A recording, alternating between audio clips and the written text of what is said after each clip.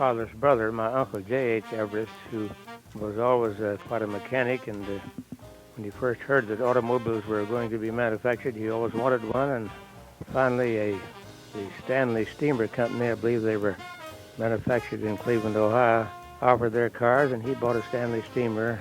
I think it's probably in 1903, I believe it was. That's the voice of Harvey P. Everest, whose uncle owned the first car in Oklahoma City. From the Oklahoma History Center, this is Oklahoma Memories. I'm Michael Dean. As a young child, Harvey P. Everest and his parents made the land run into what became Oklahoma City. His father was a banker, his uncle was a businessman. And in the summer of 1903, his uncle purchased the first car to appear in Oklahoma City. It was a Stanley Steamer, so called because it was propelled by a steam engine. It had about 10 horsepower. You could travel about 50 miles before refilling the water tank. And the boiler, you sat right on top of the boiler. And of course, in those days, the steel wasn't very good, and you was always a little fearful that the tank might explode, which they did occasionally, but never with my uncle's family. But it was quite an adventure to move about Oklahoma City with its sandy and muddy streets and this little Stanley steamer, and excited lots of comments and admiration from everybody. They thought it was a wonderful thing. Everest's father was intrigued by his brother's conveyance, as it was called back in the day, and sometime later, he also bought a car. Then 2 years later, my father bought a one-cylinder Oldsmobile, had a curved dashboard and had a tiller instead of a steering wheel.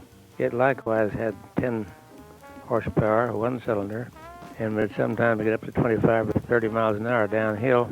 Had very little power, but we had a lot of fun in it too. Driving those vehicles on Oklahoma City streets was quite a challenge. Everest recalled the streets at about the time his uncle bought the Stanley Steamer. There was no pavement at all, and it was about 1903 or 4, as I recall, that Main Street was paved between Broadway and, between the Santa Fe tracks really, and Hudson. And that was paved, as I recall, with brick at that time. And then they gradually extended the pavement north on Broadway to first up to 3rd Street and then as far north as 6th. And I remember very well when 6th Street was the north boundary of any residences in Oklahoma City. And just beyond that, where the old Central High School is, was a cornfield in there. In July 1909, a car being driven by Anton Klassen with John Chartel as his passenger collided with the back of a horse-drawn wagon in front of the Threadgill Hotel on Broadway in downtown Oklahoma City. The horse was not injured. The wagon suffered a broken wheel. Klassen and Chartel walked away from the accident unharmed. That was one of the earliest wrecks reported in Oklahoma City.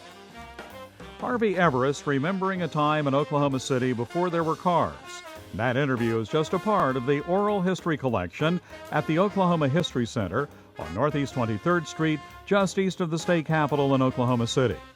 Oklahoma Memories is a production of the Oklahoma History Center dedicated to collecting, preserving, and sharing our state's past. I'm Michael Dean.